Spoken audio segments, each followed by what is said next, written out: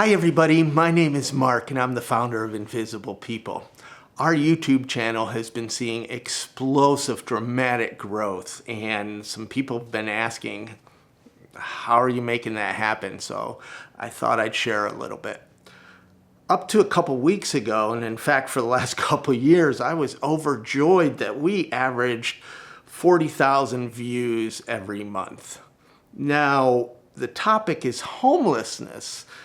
Invisible People is a nonprofit that's focused on educating the general public about homelessness, and homelessness is not a very popular topic. So I was just really thought 40,000 views a month was a miracle. Now, occasionally our traffic would spike when there was a media hit, and in fact, August 22nd, 2010, YouTube gave us their homepage for a day.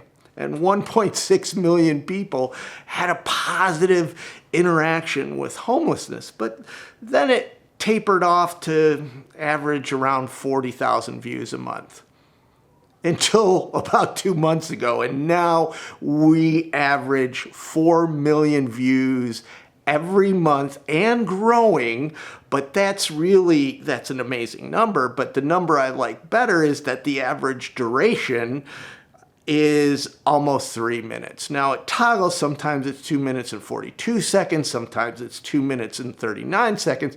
It's always over 2.5 minutes, and more often than not, very close to 3 minutes per average duration. That is huge. Now add 4 million views a month and growing, and the topic is homelessness. Oh my gosh, wow. What happened? Well, I started paying more attention to YouTube. That came about when I started a Patreon campaign, and I ran into a couple of YouTube channels that changed me. Roberto Blake and Daryl Eves. Their channels really got me thinking about production and the mechanics behind the scenes of YouTube. Also, I have to thank Roberto for turning me on to TubeBuddy. TubeBuddy is a browser-based plugin. It's a management solution for YouTube that I highly recommend. There's a link down below. And then Sarah Dici, just storytelling and vlogging, and inspired me to vlog more, which is a new format that I'm experimenting with. Part of the new strategy of Invisible People is to do more vlogging.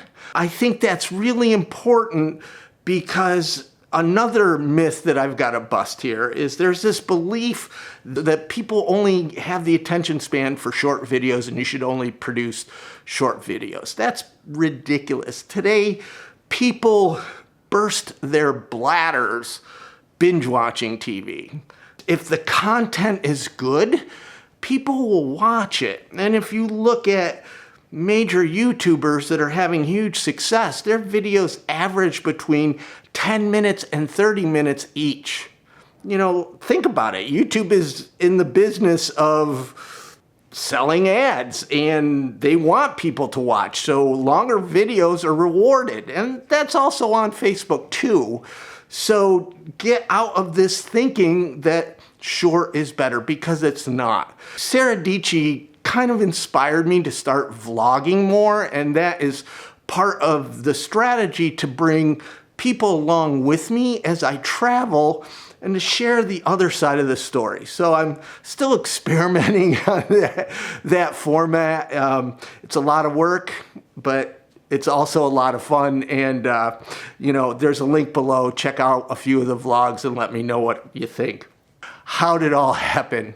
Well, first, I kind of got to take a little hit here because, you know, practice what you preach. For a long time, I've been telling nonprofits, you need to pay attention to your titles, your tags, your descriptions, and your thumbnails. Very, very important. I've been saying that for a long time. In fact, Invisible People, you know, I did that. I would write out a description. I would take some time and use keywords in the tags. But one thing I missed, and in my defense, is that over the years, Invisible People played off homelessness has a name, and we just used the first name.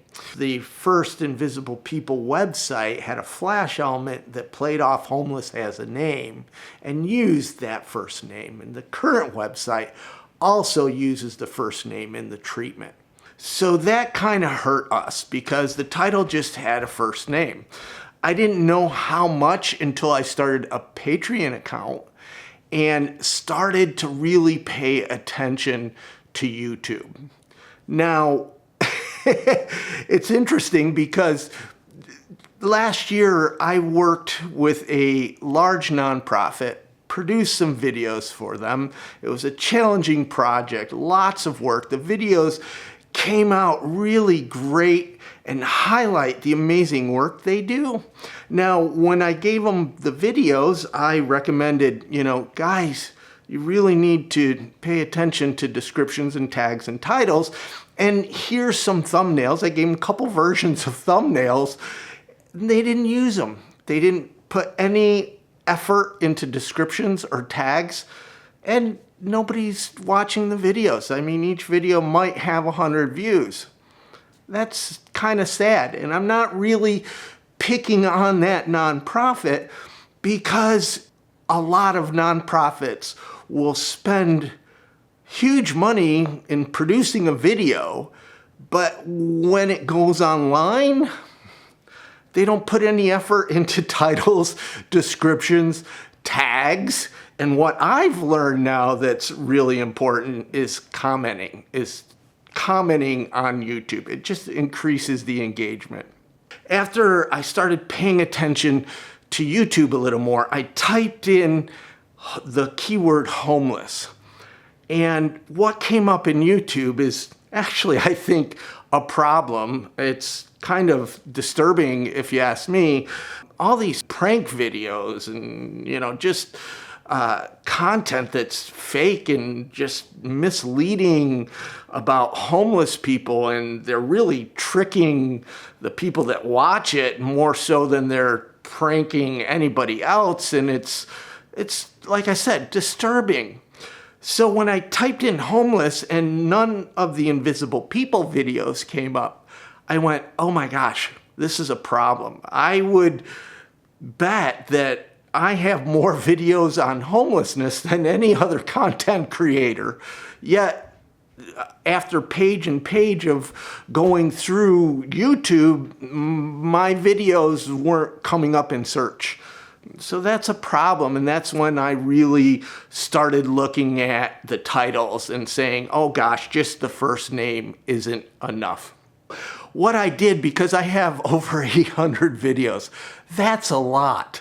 Every morning when I was having my coffee, I would update 20, maybe more, depending on how much time I had. I would go in and write a new title, add more to the description, use TubeBuddy to really do tags that related to other content, and the results were dramatic. Literally, you could almost immediately see more engagement. Now, it takes YouTube's algorithm a little while to catch up to changes, but 2 months ago, our channel averaged 40,000 views a month, and now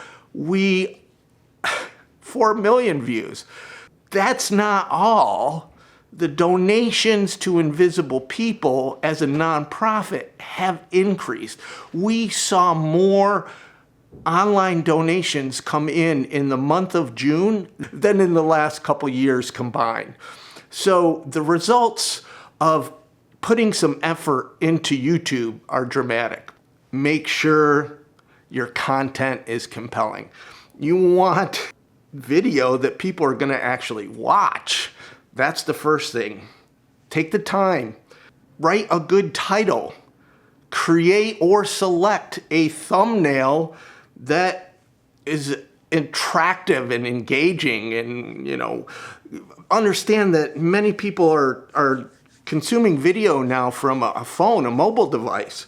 So that thumbnail really has a huge role in the amount of engagement that that video is going to see.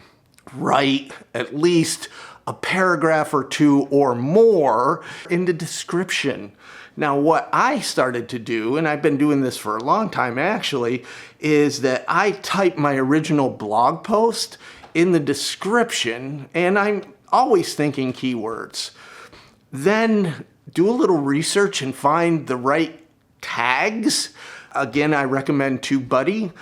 If you don't use TubeBuddy, use, Google keyword search in different ways that you can figure out videos, look at other videos that might relate to your content. There's a lot of different ways of figuring out tags.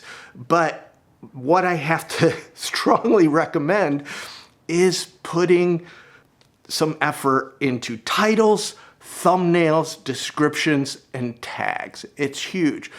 Then once your video is up, and I know there's a lot of pushback on this, a lot of nonprofits don't like controversy. They think it's bad.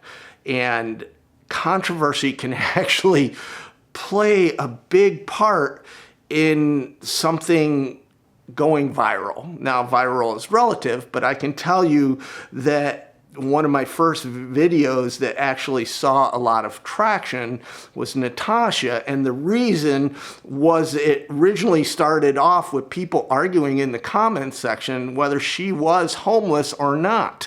And you just wait for a little bit.